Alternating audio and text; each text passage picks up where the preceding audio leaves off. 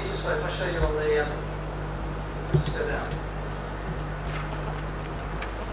Sorry about that. Okay. The starting proposition is that identity is fundamental to human experience. It's how we work out who we are, how we're similar and how we're different. It's absolutely fundamental to our sense of who we are. The second idea is identity is not fixed or given. It is negotiated. And it's continuously negotiated. This was a model I used during my master's course with my colleagues. And I'll give you a simple thing I did. I became interested in the relationship. I've always been interested in the use of self. And on the very first day of this course, this was a course done with no other social workers. I deliberately wanted to go into sectors with completely different academic disciplines. So we had philosophers and sociologists. And I was kind of burbling away on the opening week of this course about the importance of use of self. And one of the faculty said, "Oh, so you believe there's a self?" And about 30 years of accumulated experience came crashing down. But I guess that's why I'd gone on the course, to have a really rigorous look.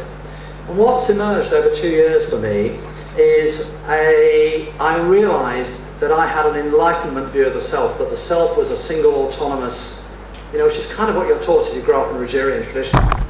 The social construction people have been telling us for many years that the self is socially constructed and that we have multiple identities.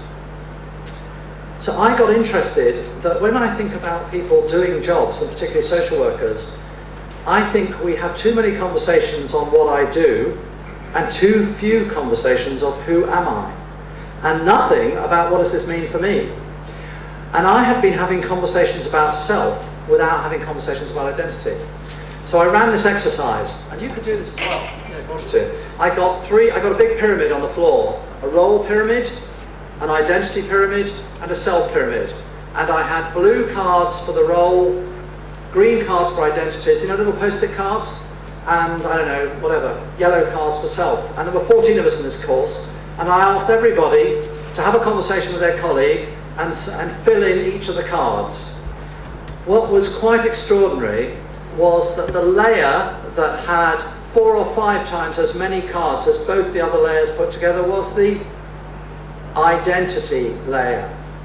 Because people suddenly began to realize how many versions of them were available in the workplace. Not just worker, director, trainer, brother, sister. I mean, once you begin to elaborate who I am, and what came out of that was a recognition that that gave us a fluidity of action that role doesn't. Partly because role is often ascribed, isn't it? And the reason that identity is important is because although you can talk about flexibility of role, that doesn't get you into values, history, roots and emotion. Identity connects the instrumental bits of what we do with the personal journey. And it connects it through because identity is the place in which we bring together history, roots, socialization, values, morals and emotions. And that vehicle, I think, gives us immense capacity for flexibility, adaptiveness and resourcefulness. It would be very interesting just to do that exercise in a staff team. Because what I'm asking people to do is to think about how do you use identity in your work with your clients. I had a number of specialists working in children's centres, working with very young families, who did that exercise and said they were going to do exactly the same with parents. Because actually, that's even more important with people who've grown up in difficult conditions, which is they're given very restricted and often unhelpful identities. And let me give you one. I have an example. Can I give an Alan Jenkins example because it's local? And it's such a lovely example. Many of you will know the work of Alan Jenkins in Adelaide. We both share a specialist interest in the field of young people who have sexual behaviour problems. And he told this story, which I think is a really nice story. It's an Adelaide story, so it will go down well here.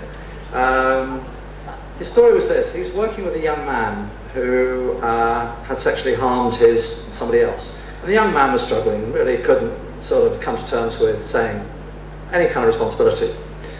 And I think in the context of his work, Alan asked this young man about tell me about your childhood. Tell me what happened when your dad came home and he was violent. And the young man said, well, I tried to get in the way. I tried to stop my dad hurting my mum. I tried to hide her away.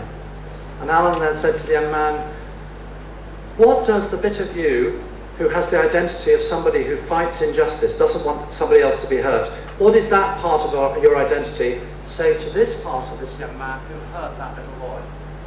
Do you see the power of identity mobilizing an internal conversation between different parts of ourselves?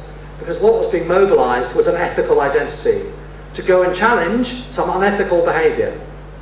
Some years later, we were working with a young man who had tortured his brother. I mean, it was really very gross. And we had prepared him, and his mother just didn't want to hear the story. She was very unwilling to hear the reality, understandably. But we needed her to get it. And the young man, we prepared him to come to a session in which he could say to his mother something about what he'd done. He was quite able to say it to his worker, but he couldn't say it to his mother.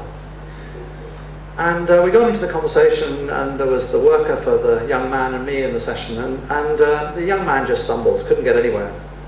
And recalling Alan's story, I said to the young man, look, Paul, can you just take me back to when you started to hurt your brother? Just talk to me about what's happening between your mum and your dad.